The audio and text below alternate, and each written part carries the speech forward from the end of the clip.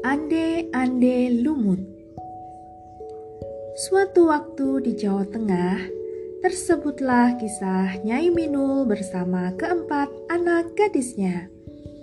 Keempat anak darah itu adalah Kleting merah, Kleting biru, Kleting hijau, dan Kleting kuning. Ketiga kakaknya tidak suka pada Kleting kuning. Sebenarnya, Kleting kuning hanya anak angkat. Setiap hari, ia harus menyelesaikan semua pekerjaan rumah. Sedangkan ketiga kakaknya hanya berdandan dan bermalas-malasan. Sementara itu, di desa seberang, seorang pemuda sedang mencari calon istri. Pemuda itu tampan dan baik hati. Ia bernama Ande-ande lumut. Nyai Minul meminta keempat anak gadisnya pergi ke desa seberang. Kleting merah, Kleting biru, dan Kleting hijau sangat gembira. Mereka berharap bisa terpilih sebagai istri Ande-ande lumut. "Aku juga ingin ikut, Kak," kata Kleting kuning memohon. "Baik, mari kudandani biar kau cantik," jawab Kleting merah. Kleting merah ternyata tidak mendandani adiknya. Wajah Kleting kuning justru diolesi arang. Pakaiannya dilumuri kotoran ayam. Kleting kuning sedih sekali melihat penampilannya. Namun, ia tetap berangkat ke desa seberang. Ia berjalan sendiri menyusul kakak-kakaknya.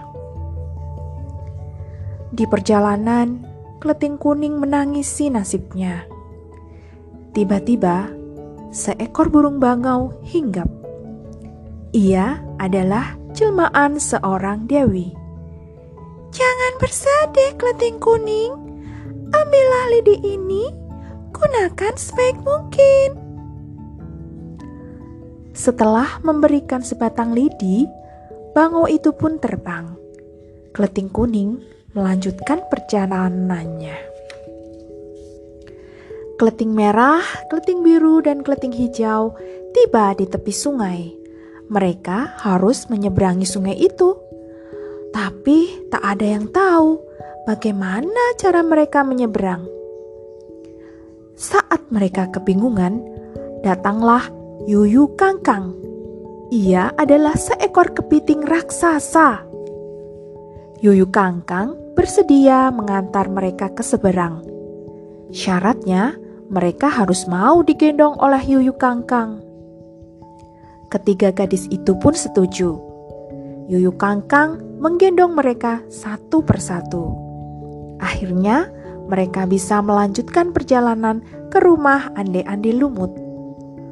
Namun, sesampainya di rumah Ande-ande lumut menolak bertemu ketiga gadis itu. Sementara di sisi sungai, Kleting kuning ingin menyeberang. Yuyu Kangkang tidak mau membantu, sebab Kleting kuning sangat kotor dan bau. Kleting kuning pun mengeluarkan lidinya. Ia memukulkan lidi itu ke sungai. Seketika sungai menjadi kering. Kleting kuning dengan mudah menyeberang. Ketika berada di seberang, Kleting kuning kembali memukulkan lidi. Ajaib, air sungai kembali seperti semula. Di rumah Ande-ande lumut, Kleting kuning melihat ketiga kakaknya sedang menangis. Mereka sangat sedih. Ande-ande lumut telah menolak mereka. Pemuda itu tidak suka karena mereka telah digendong oleh Yuyu Kangkang. Kleting kuning pun menemui ibu Ande-ande lumut. "Aduh, kamu bau sekali," tolak Ibu Andi-Andi Lumut sambil memencet hidungnya. Keliting kuning hanya menunduk. Mereka yang cantik saja ditolak, apalagi kamu yang kotor dan bau, kata Ibu Andi-Andi Lumut lagi. Saat itulah Andi-Andi Lumut keluar dari rumah. Ia mendekati keliting kuning.